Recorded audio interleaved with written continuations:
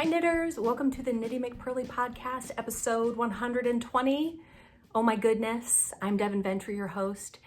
You can find me at KnittyMcPurly.com. I am Knitty McPurly on Instagram, and if you want to email me, I am Devin at KnittyMcPurly.com. Devin with an I, not an O. If you're new, thumbs up, subscribe, that would be awesome. How are you guys doing? It is crazy cold here in Virginia, like upper 20s. It's like super cold, which is kind of nice. I'm still clinging to winter a little bit. I think spring starts tomorrow, maybe. And I'm kind of like, I don't know why, but I'm just not ready, which is weird because I should be ready. Usually I'm all done with winter because this part of the year for homeschooling is really difficult. And it is, but whatever. Hope you guys are all doing super well. Check out my new mug from Washington, the state, not the DC. So my friend Rachel, for my birthday, sent me this mug. Rachel is Nini Knits over on Instagram. And she was like, she lives in Washington, obviously. She was like, it took me a little while to find a mug that just exemplified Washington. So I now have 3 state mugs given to me by knitters. Crazy. Arkansas, South Dakota, and Washington. So I told my husband, I'm like, you know, it's now solidified that I am collecting state mugs. And he already thinks I have too many mugs. But like I revealed on last week's podcast, I'm a lover of hot drinks. Like I use mugs all the time. And he never drinks hot drinks. So all the mugs are mine. But my teenagers drink hot drinks too. So anyway, family details. So today is Laetare Sunday, which is the halfway point through Lent. How is everyone's Lent mystery knit along coming? I know many of you bought a Lent calendar and many others are knitting the mystery knit along just with your own scrap yarn, which totally works. I've seen a lot of these on Instagram and they look so good. I think it's really fun, personally. I think it's a really fun knit. I can't wait for Lent to be over for lots of reasons. But then I can wear my Lent shawl. But yeah, I've heard from some of you. People are enjoying it. I hope you're enjoying yours. It's been really fun. So here's a funny thing that happened to me this weekend. So here's what happened. So I'm just going to share this story right now. My friend, Lisa Mackey, who runs a yarn store in North Carolina. She and her husband are retired and they run this yarn store and they're just really happy, joyful, kind people. And as a part of their yarn business, they do these cruises, these Knitty cruises. And so Lisa said, hey, we're doing a 12-day cruise of the British Isles in September. Do you want to go? And I was like, yes. But then, of course, reality struck, and I realized that I am a homeschool mom, and there are some people in my life who are kind of like, so you want to leave for 2 weeks on a cruise in the middle of the school year? Yeah, so I do not live that life.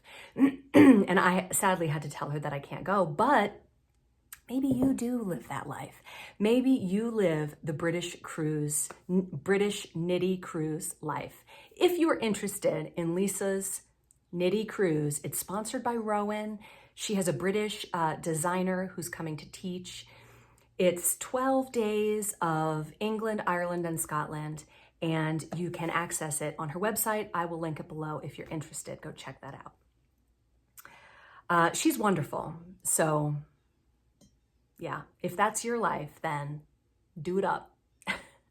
Okay, progress and shop news. So my color collection has been restocked in Frankfurt Fingering. Did I bring one up?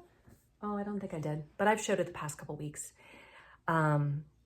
Restocked in Frankfurt Fingering and now also in Dubrovnik DK. So if you wanted to knit yourself, for example, a Benedicta sweater or a faux set, you could definitely do that with 1 or 2 of these, depending on how much yarn you would need.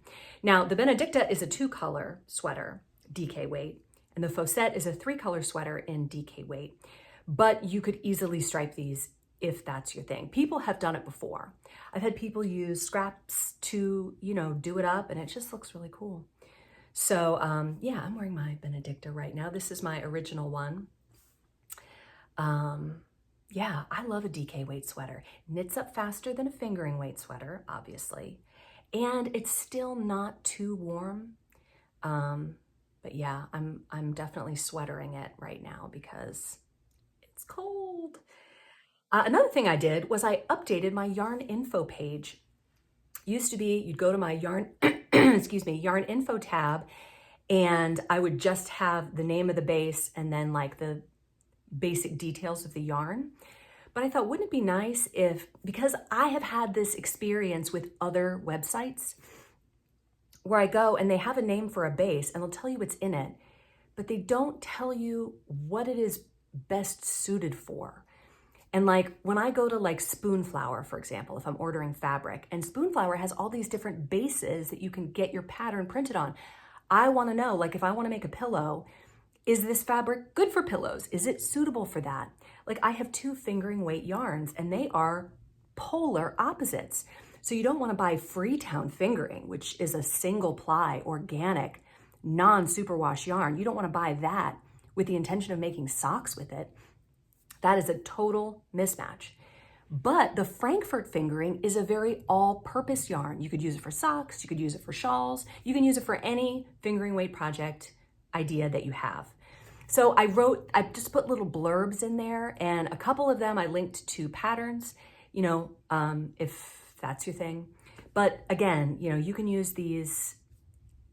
It's good to know what they're good for. Because if you want to make a toy and you want worsted weight yarn, you say, well, is Warsaw worsted a good fit? It absolutely is. It's perfect. Dubrovnik DK and Warsaw worsted are like brothers. They are pretty much the same, except that one's worsted and one's DK. And they are just workhorse yarns. So those 2 and Frankfurt fingering are just all-purpose yarns. They're the all-purpose thread of my website. And then there are others that are more niche, like they're good for some things, but not good for other things. So I updated that page so that you can find that information. So I have been doing a lot of planning and getting stuff ready for the spring. 2 things that are coming in April are, as I mentioned last time, my stitch marker necklace. I've got this in silver and gold. And today I'm wearing it with these Grayson Wood silver earrings. So I wear the silver one. But this is a collaboration with Grayson Wood. I just feel so excited and happy that they wanted to work with me on this. And they've been so easy to work with. I have been doing this since 2019.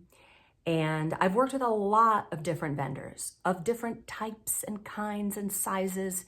I mean, really, it has run the gamut of the tiny, tiny vendor who's just a one-person shop to the big company. And Grayson Wood has been so professional and so easy to get along with. Do you know what I mean? Like they're just normal people, but they're extremely professional, which is really what I like. I like that. I like to be just a normal person, but on the business end, it runs in a very professional way. So I love working with them, and I could not be happier with this necklace. It's going to be called the Joy Necklace because it's a smile. Isn't it great? Oh, I love it so much. So my original thought was to have 7. And when you buy the necklace, it's going to come with 7 of these stitch markers, which is a light bulb shaped, this type of stitch marker. And you can just unhook it to use it on your project. It'll come with 7 of the 2 different colors of wood, the light and the dark. Right now, I just noticed this, but I have all 3 light ones on there. But you can put all 3 dark ones on there. You can mix them up or do whatever. But with 7, and you can wear 7 if you want, I think it's a little busy. So I like 3, and then to have the others as a backup, like if you take one off and you put it on a project and then later you want to put one back on, it's just nice to have extras. So, but these are going to be at a good price point. They're going to be $44. So these will be out at early April, early to mid-April, probably earlier, depending on, where things fall, but early to mid-April. But I think it's a really good price point, and I just think it's so cute and modern. And if you're a lover of this type of earring, whether you get them from Grace and Wood or another place, I have some earrings from Katrinkles that are smaller and have knit stitches, like not stamped on, but whatever they do to put the picture on the wood, they burn it in or whatever, with knit stitches on there, and they also look great with this necklace, or just plain silver or gold, depending. But yeah, I'm crazy excited about it. I've worn it like every day, even when I'm not going anywhere and I'm just around the house. I'm like, it's very light. You don't feel like you're wearing it. It's not one of these heavy necklaces that you're constantly, fussing with. It just kind of sits there and you don't notice it. So that, and my color of the month starts in April, and I have a lot of it already dyed up because I dyed it and I was like, I think people are really gonna like it. I really like it. I think it came out amazing. My idea was to do a speckly variegated color each month that coordinates with the rest of the color collection, so that if you like that, because everything in my color collection is a semi-solid tonal. So to have one that's more speckly and interesting and different that could match with the other colors. So this one that's coming up, I'm very excited. It's in the shop just as a teaser. There's like a picture of nothing there that says coming soon, but April 1st, that will be available on the Dubrovnik DK and the Frankfurt fingering weight. That's how I think I'm gonna do that. But if anybody has any requests or suggestions, feel free to send them to me. I always like to hear what you guys think. I also have a Mother's Day sock set gift package coming out in May. Probably, I want to say that Mother's Day is May 14th because that is Charlotte's First Communion Day. Isn't that cool? It's on Mother's Day. I'm excited. But I'll probably put those in the shop May 1st. May 1st will be a big day too. And that's going to be a sock set and a bag made by Longleaf Bags, which is Ray, that I showed you the prototype of that a few weeks ago. A beautiful progress keeper. I have an amazing progress keeper to go with it, and some spring hand balm. So those are gonna go in the shop early May, beginning of May, probably May 1st. Also, I have been working on my gilded sweater pattern. I have not had a lot of time. When I write knitting patterns, I like to get up really early. Like I normally roll out of bed at 4:45. That was one of the things I enjoyed talking to Lisa about, because she works like I do, where we work all the time. We're kind of always working. And it's nice to work with people who have a really good work ethic and who, I don't know. I just like that.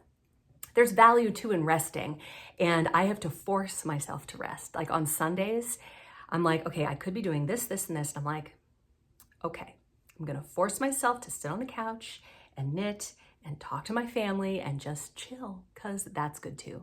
But anyway, when I'm writing a knitting pattern, I like to get up even earlier than that, maybe like 4, because that gives me 2 solid hours of focus on the math. And I actually love pattern math, which is weird because I'm not a huge math lover. But when writing a knitting pattern, it's just worth it.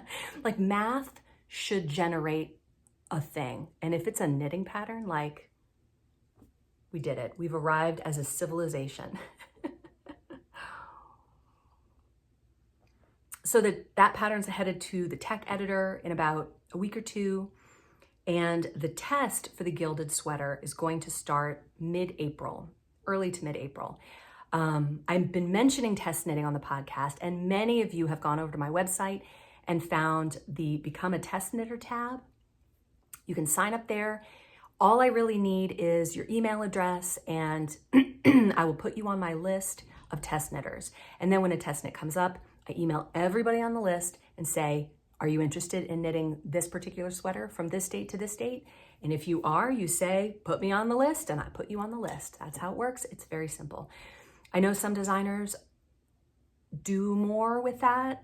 I feel like they complicate it a little bit more, but it's very simple.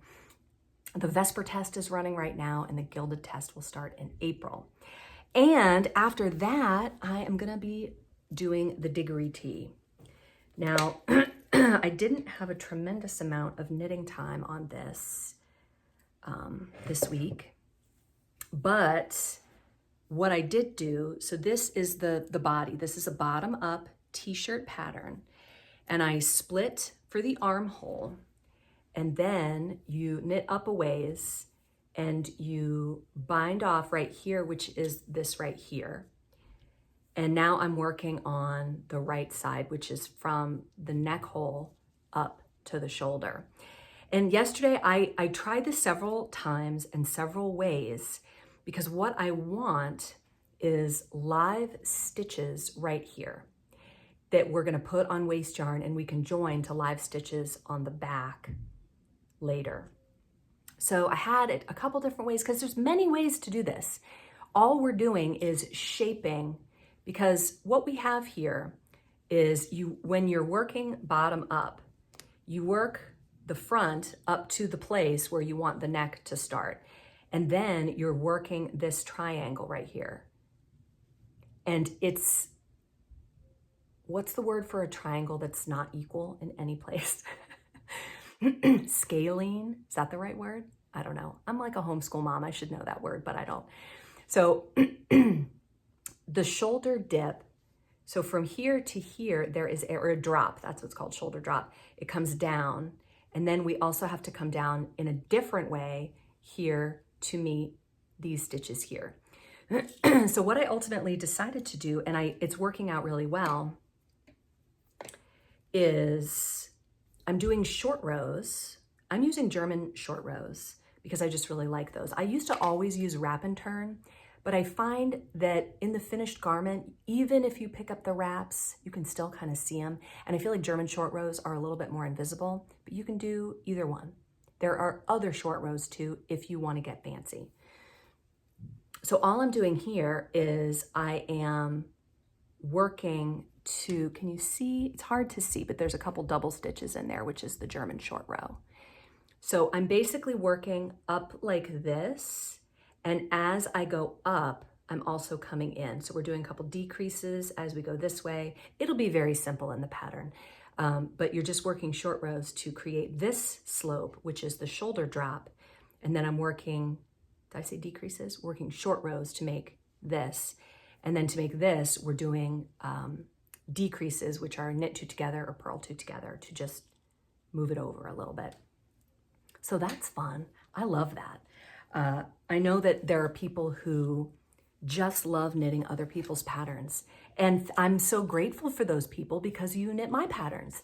But for me, I get annoyed if I can't decide how to do it. Even if it means trying it and ripping it out and trying it and ripping it out like I did yesterday. This project went in timeout several times yesterday where I was just like, fine, get in the bag. You're wrong. I don't like you. But when you have that moment, and it didn't go in timeout for 5 minutes while I sat there and sulked, like, okay, you're not gonna beat me. And then I'd pull it out and go, I think short rows is the way. So ultimately what I have, I think, going forward, and you can do the math, and maybe some people can just do the math and it magically works.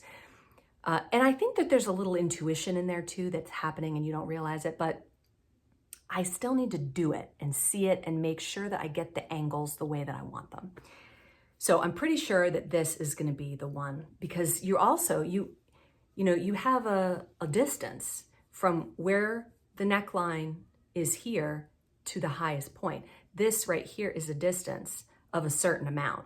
So, you're working your angles, but you can't just work them forever and ever. Your sweater's gonna be too big. Your armhole's gonna go too low. It's just not gonna work.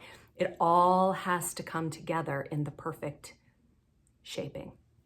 So that is my progress and shop news. One thing I wanted to share with you is my husband and I love to go to Culpeper, Virginia. It's about 45 minutes from my house, but we like to go to places where we're like, I think we could retire here. Like someday we could live in this cute place.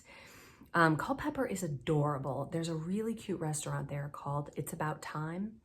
And I've told you about this place before. It's just adorable. It's got like pretty rugs on the floor, and the owner comes around and talks to everybody, and it's just, the food is good. It's not like, you know, it's good, but it's just, I don't know, it's just so cute. I love it.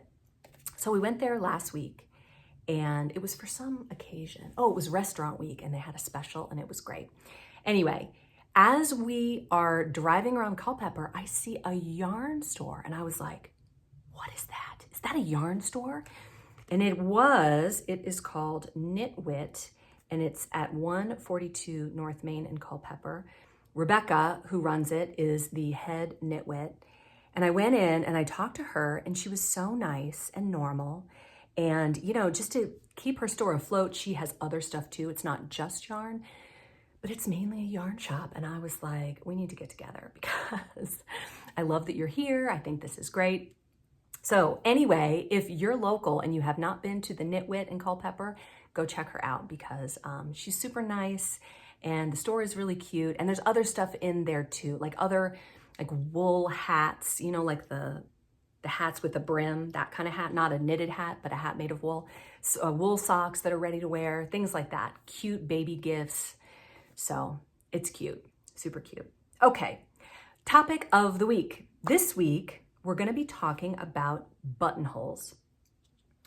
And I went ahead and I made a little tutorial video talking about different kinds of buttonholes. There's more than one way to do this, and you want to match your buttonhole to your button.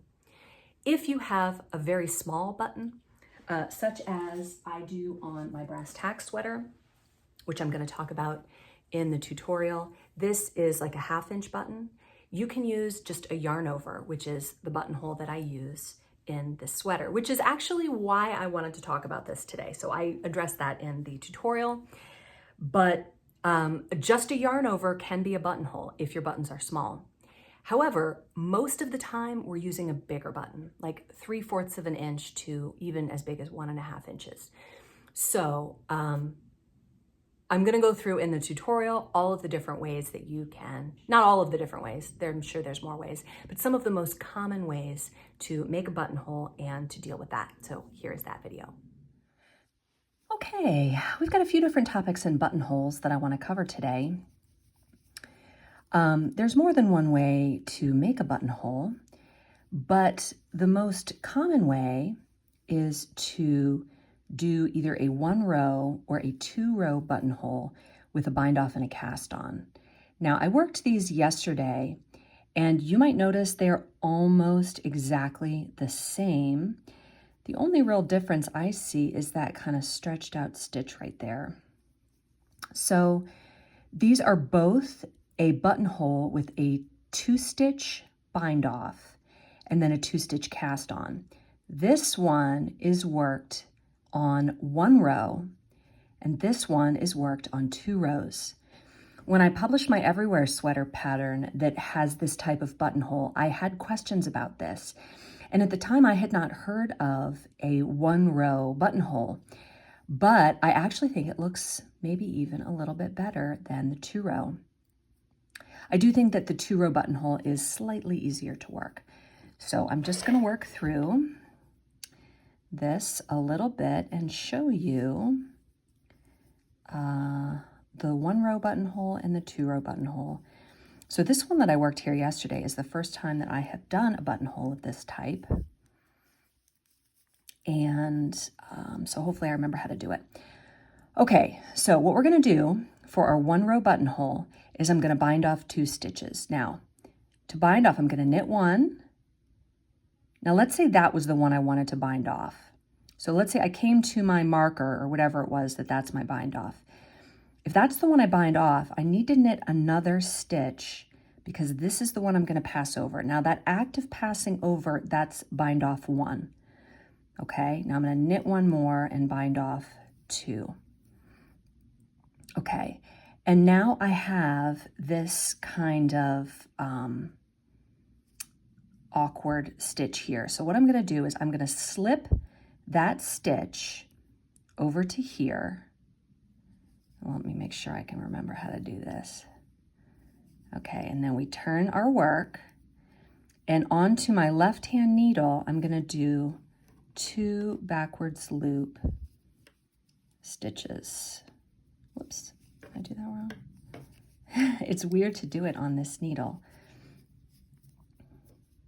There we go. 1, 2. So all I'm doing with this, did I do it wrong? It's an awkward, there we go. There we go, can you see? Sorry. It's a little bit awkward, but you can see that there is my cast on right above my bind off. I just didn't wait until the next row to do it. And there it is, see? So there is my buttonhole right there. All right, and now I'm just gonna continue knitting.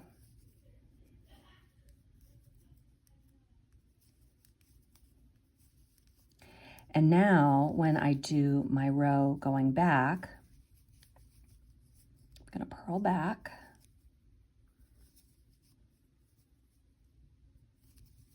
And we're just gonna make sure that our cast on, we just purl back over it.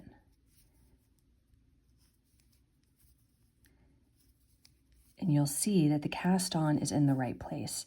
Now, if you don't remember how to do this, you can just Google 1 row buttonhole, or I'm gonna link a tutorial below. But basically, I just want you to know from this that there's more than one way to make a buttonhole, and they are not that different. Okay, so here I have my single row buttonhole, and you can tell it looks like that one. It looks kind of neat, like it's nice and tidy. I actually think it's a little bit tidier than the 2 row buttonhole, which we will work on the next row, just to save time and save you from having to watch me knit too much. I'll just go ahead and do it right here, just kind of down a little bit. So let's say these are my 2 stitches that I want to bind off. So I'm gonna knit one, I'm gonna knit them both, and then I'm gonna pass over one. There's bind off 1 stitch, knit that one, the next one, bind off 2 stitches. Okay, now I'm just going to very simply continue to knit. I think that the 2 row buttonhole that I'm working right here is a little easier to think about. You don't have to look up, wait a minute, how do I cast on those 2 stitches so that they're in the right place? You don't really have to, I guess, think as much. I don't know, this just seems a little simpler to me to do it this way. Okay, so we're gonna purl back. And then when I get to my gap where I bound off my 2 stitches, I'm just gonna do the cast on in this second row. So it's functionally the same as the 1 row. It's just when are you doing the cast on? It doesn't matter. If you see directions in a pattern for you to do it one way and you prefer to do it the other way, that's fine. It's like short rows. They're kind of interchangeable. So now I'm just gonna knit 1 more row just so that you can see that buttonhole. Happy little stitches. Can't mess this up, folks. Backwards loop is always a little bit challenging to knit into because it's, I don't know, kind of just an awkward stitch.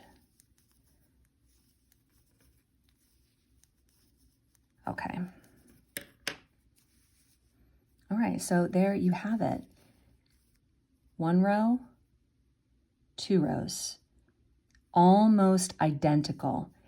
This one, again, it just has that little stitch there. I'm not sure the best way to solve that, you know, unless you, well, and you can see it here too. It's right there, but it's a little more prominent on this one.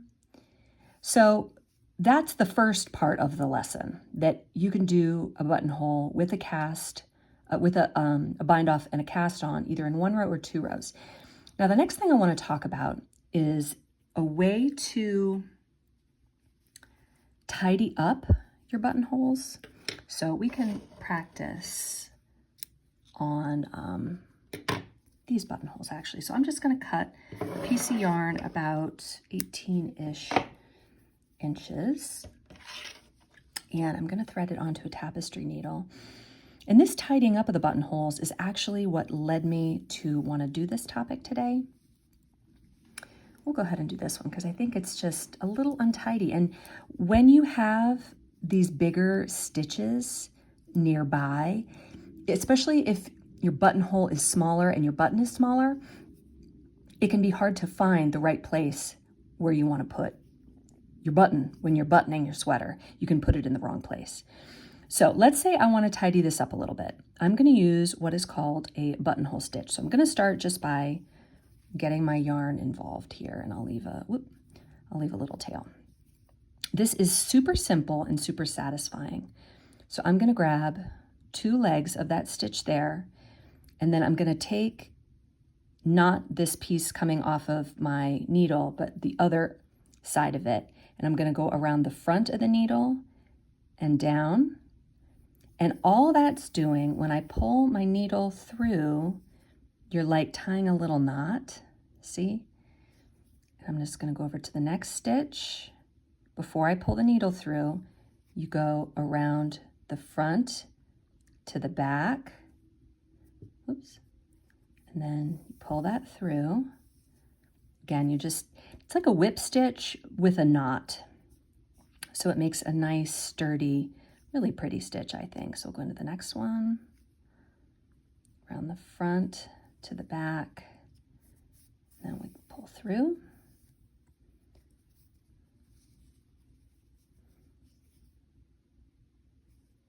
Through my one that I don't like that's untidy. Front to the back. Pull through. Normally I like to just kind of wing it, but I did try this yesterday.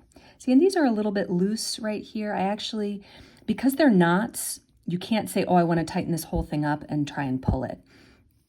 So you want to tighten those as you go. Let's see, did I do that one? Yes. So now I'm going to go into this one here. Front to the back, pull through, and I think I'm going to pull this a little bit tighter than I did the previous ones because this is practice.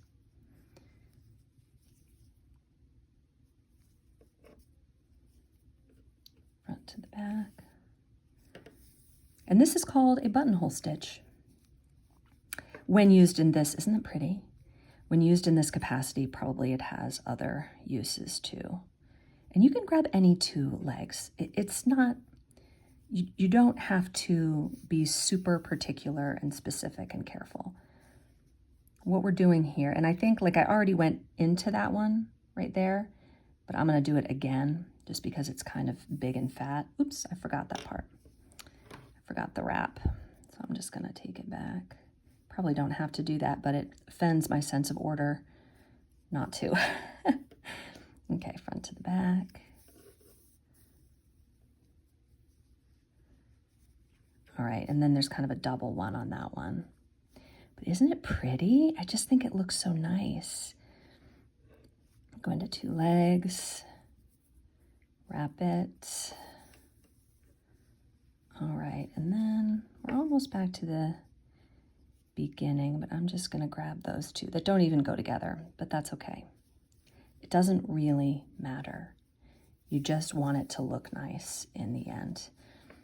Okay, there. That looks so pretty, and then I can weave in those ends.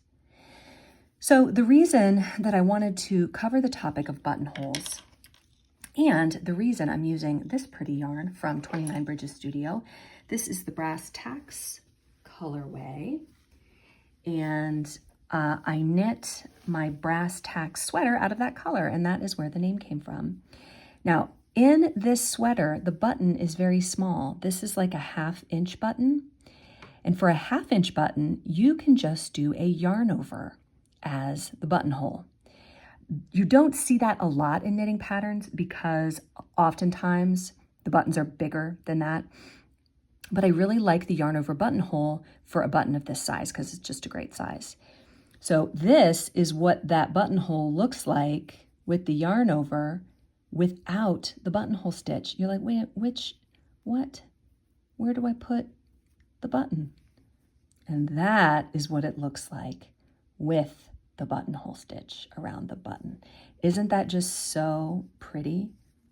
And you just button it and it looks so good. I love this sweater. I wear it all the time. I often wear it just buttoned up like a shirt. But once I go through and do all of these buttonholes, it's going to be easier to button and it's going to look really nice. So there you have it. And that brings me to our word of the week, a sometimes missing, sometimes neglected podcast segment.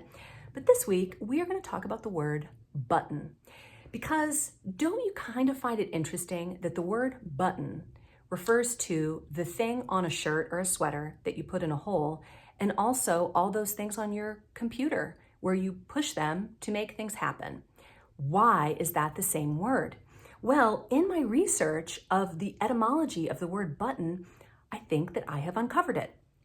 So the word button as a noun, meaning the button, comes from around 1300, meaning a knob or ball attached to another body, especially as used to hold together different parts of a garment by being passed through a slit or a loop. Now, the surname Botouner, I guess, Botouner, means button maker, but it also sounds like boutonniere, doesn't it? Which is the little flower that a man wears in his tuxedo. And that comes from the mid-13th century. From the Old French bouton, B-O-T-O-N, meaning a button, originally a bud. 12th century modern French bouton, B-O-U-T-O-N. From botte, meaning to thrust, strike, or push. So that's the key right there. That common origin, that it's something that you push, that you're pushing a button on your shirt through the hole, or you're pushing it on whatever. Everything's got a button now. So that's the connection, that they both have the same word button. Isn't that interesting? Gosh, I think that's so cool. Okay, common romantic. Oh, I see. They're saying there's a cognate with the Spanish boton and the Italian boton, spelled differently, but I don't know how you'd say them differently. Ultimately from a Germanic source, from the Proto-Germanic bouton, and from the Proto-Indo-European bau, B-H-A-U, meaning to strike. Thus, a button is etymologically something that pushes up or thrusts out. And then it goes into kind of the slang meanings of the word button. The meaning point of the chin as a button, which I have not heard before, it says it is pugilistic slang by 1921. A button as a round protuberance you depress to create an effect by closing an electrical circuit, i.e. pushing a button, comes from the 1840s. Everything comes from the 1840s. To call someone a button pusher, meaning a deliberately annoying or provocative person, comes from 1990 and was referencing Bill Gates in an InfoWorld magazine in November of 1990. In the 1980s, a button pusher was a photographer. Now, if you think of the word button as a verb, it's a little bit later, from the late 14th century, to fasten with buttons, but it has a similar origin. A button down, referring to shirts as a button down, that comes from 1916. Isn't that interesting? It's funny how you can kind of wonder about something and just a simple internet search will uncover a lot. My father-in-law loaned me his Oxford English Dictionary, and I thought that would be the end-all be-all of dictionaries, but it's amazing how much stuff is not in there. I don't know why. It's the condensed version. If you're not familiar, the Oxford English Dictionary is supposed to contain every word of the English language and its etymology. And it's many, many volumes. Now, the one that he gave me is 2 thick volumes with like 4 pages on each page. So you have to like get your phone out and take a picture of it and blow it up to be able to read it. But I'm amazed at what's not in there. And I wonder if it's because it's an old version. I don't know. Language is fluid and it's always changing. Anyway, okay, the comments section. I talked about the fix on my Audrey sweater and how I chose to use thread instead of doing it with yarn. And I think it was Sharon whose comment last week said, you know, how you can fix a hole is if it's only on one row, you just unravel it a little bit and put the 2 rows of live stitches onto needles and Kitchener them and then weave in the ends. And I said, well, that's great if you have the yarn. So this comment is in response to that. Janet Godshock says, I sometimes save a bit of yarn and tie a bow inside the back neck, mostly as a reminder of which side is the back, but it can also be used if needed to mend. That is genius. I love that idea because when I went to find the yarn to stitch up my, where did I put it? I don't know. To stitch up, to do the buttonholes on my brass tacks, I had to go find it.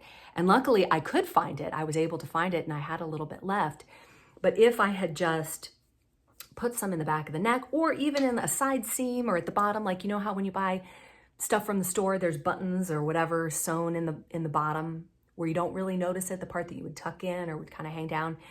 That's super helpful. And that is a great idea. I love it. Now, that would not have helped me in this situation though, because I wouldn't have had enough because there's a whole bunch of buttons in the brass tack sweater that I would need to do. So you would need to have enough. Okay, Neb Red said, I so enjoyed your tips on the push-ups. What a great way to squeeze in some exercise. Another tip for them is to do wall push-ups. They're easy to adjust the distance as well. So we talked about push-ups last time. I do them on the counter. That's only very slightly harder than doing them at the wall. But the wall is a great option too. And it's the same thing. You just back your feet up to make it a little bit harder. And she said, the story at the end about being a finisher made me tear up, and I don't get very emotional about many things. What a wonderful story and a way to bring comfort and joy to families. That was a great story, wasn't it? It's funny because since then, since I talked about that on my podcast last week, I saw this week on Instagram, Pearl Soho had a thing up about the finishers. And I just thought that was great. I love when the community can come together around something. That is amazing. Jen V said, I have knit Tammy Gore's Speckles and Spice and it turned out very pretty, but beware, 4 colors is a lot. I am learning that I held the yarn incorrectly, which added to the difficulty I had with stranding 4 colors at once. Overall, I am glad I challenged myself to make and finish the Speckles and Spice. So that's good to know that in that sweater by Tammy Gore that I mentioned in last week's Knitting Fantasies, you are holding 4 colors at one time. Probably not for very long, but at least for a couple of rounds. And that is a challenge. But if you are proficient at 2 colors, you can try more. Definitely get good at 2 first, because that is a whole skill set that once you're, fluid and fluent with 2 colors, adding more in will make you feel like a rock star, and 2 color work feels like absolutely nothing. Also, Jen says, the new stitch marker necklace is the best. I can't wait to snag my own. I know. I'm so excited. I get compliments from non-knitters, random people. They're like, ooh, I like your necklace. I'm like, I know. Okay, Olia Mikesh says, Devin, this was so good. I have just signed up to become a finisher. I have often wondered how I can give back and bless others using my fiber skills. Thank you for pointing me in the right direction. Well, thank you, Anne Marie, for sending me that great article last week in the mail, like with a stamp and an envelope. That was so cool. Thank you for sending me that because it was such a great story. And I think that all of this publicity that they're getting is great because I imagine that the difficulty of an organization like this is having the right number of knitters and the right number of projects. Because knitters can always find something else to work on, but if you have a project, you need to have somebody to match that with. And a fallback if that person can't do it for whatever reason. Okay. Wendy M says, Devin, I used your woven patch technique. Now it's not my woven patch technique. I research this and I usually get the ideas from other people. But she says, on a store-bought sweater that my daughter loves. The sweater is black and has some cashmere, so it's fuzzy. So I used a single strand of black mohair and it worked like a dream. That is such a great idea. I'm so thankful you posted that video of yourself mending your sweater. I have learned a lot from your tips and the collective mind of this community, which is why the comments section is so great. Also, I'm loving your outfit and bandana in your hair. It looks so good. Thank you so much. I love a headband. And if you find one that fits well, and I got it at a cute store in Culpeper when we went last week called Green Roost. If you're ever in Culpeper, and they even have a website, you can even order from them. It's just a little boutique-y store, but she curates the best collection. It's Green Roost. I'm gonna link that down below too, because if you're not local and you love a beautifully curated collection of things, this lady is great. And get on her email list because it's so friendly and informative, and she's telling you about her products, but in a way that you like. Not in a way that feels like, buy this. Like, it's not like that. It's just friendly and it's great. So anyway, now here's another comment that I thought was super helpful. Hallowed Angel said, be careful when mending with polyester thread. Like last week I said, polyester thread is so great because it's so strong, but she says it is sharp and can cut the wool over time. So that is a really good tip. I would imagine that would be more problematic on a part of the garment that sees a lot of pressure and wear and pulling. Like, I wouldn't mend the bottom of a sock that way because I think that this would really come into play. However, with my Audrey sweater, considering where the hole was, I don't think it will be a problem. Probably. Over time, we'll see. If I have that color, and if I ever have a problem, I'm gonna pop that out and do the Kitchener idea that Sharon suggested, because that's a great idea too. Lori S. said, thanks for the ideas on arm strengthening for knitting injuries. Right now, I have sadly had to put my knitting away for weeks, and then there's a crying emoji. Yes, I've actually shed real tears over this. I get it, Lori. These are your people. We all get it. The struggle is real. I'm so hoping I can get back to it soon. Love all your beautiful patterns and yarn. Keep up the good work creating all the marvelous things. You know a great thing to do, Lori, when you have a knitting injury and you can't knit? I don't know if you sew, but sewing is so much fun. It's so much fun because the sewing puns are never ending. You can just do sewing puns all day long. But I wish I had more time to sew, and my favorite thing to sew are coats. And I have two coats that I wear all the time, the Joy Jacket from Chalk and Notch and the Kelly Anorak from Closet Case Patterns. And I would love to make either one of those again in a higher quality fabric. Like, I just think, gosh, if I couldn't knit, I would sew. Just a tip. Wendy M. responded to her and said, I had to stop once for almost 4 weeks. It was really hard, but worth it to let my hands and wrists rest. That's hard to say. I was able to start again. So prevention, folks, prevention. Do exercises where your hands are bearing weight. Whatever amount of weight works for you, does not have to be your full body weight, but by doing those exercises, it's stretching, but it's also strengthening. Don't neglect it because it really can save you from getting hurt at all. Okay, the last comment I want to share is from Heather Goldsmith. She says, thank you so much, Heather. She says, I always enjoy your podcast. You have such a joyful spirit. My mom was an avid darner. Actually, she says mum, so she must be British. was an avid darner as I grew up, but I could never be bothered. I get that, totally. But once I invested some of my own time in projects, I began to see the value of this old idea. Me too. I tend to make an embellishment instead of darning though, especially on garments. I spent a year crocheting a temperature blanket that began to unravel in places. I can't access it right now because it's in storage as we are living in emergency accommodation, but I plan to fix up the hexagon granny squares with crocheted flowers. That's a good point too. If you like embellishments, you can also do that to cover up a mistake. If you don't want to make it look seamless, that is also a great, great option. Okay, knitting fantasies. So I feel like I do a pretty good job of curating my knitting patterns that I suggest for knitting fantasies. And sometimes I think, what haven't I talked about yet, or what haven't I talked about in a while? So sometimes I'll just go to Google and I'll type in knitting pattern and see what comes up. So when I typed in knitting pattern, the very first suggestion was a banana sweater. Now, and this banana sweater is by Lucky Fox Knit. He says, this knitting pattern was inspired by the sweater craze. I'm referring, of course, to the movement of putting sweaters on everything from apples to park benches. I wanted, and this is Lucky Fox Knits, I wanted to contribute to this hilarious and outrageous knitting movement, and so I have designed a sweater for a banana, LOL.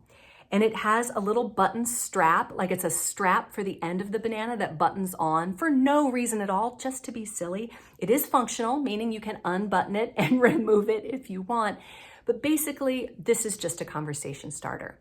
So I found that, and that made me think of the children's book called Extra Yarn by Mac Barnett. I love Mac Barnett. He is a children's book writer and illustrator, and his pictures are amazing. And this book called Extra Yarn is basically about this little girl who knits a thing and then she has extra yarn. So she knits sweaters for a million things: mailboxes, barns, buildings, dogs. I mean, she just knits sweaters for absolutely everything. If, as a knitter, you are in the market for a children's book for anyone, I highly recommend this. I first came across this at the library, and we just loved it so much. I have bought a couple of Mac Barnett's books. I don't think I own this one, but it's a great book to own. If you have grandchildren or children in the age where they like to be read to, probably from 5 to 10, somewhere in there. It's just a cute little book, really, really adorable. But that sweater made me think of that book. And then I thought, what other totally useless knitting patterns exist? And so I went on a search for useless knitting patterns, and I found this one. Yep, that is a powdered wig for a cat or a small dog or any small animal that you think needs a powdered wig. And you might notice that this is not the only powdered wig that Una Patterns, etc.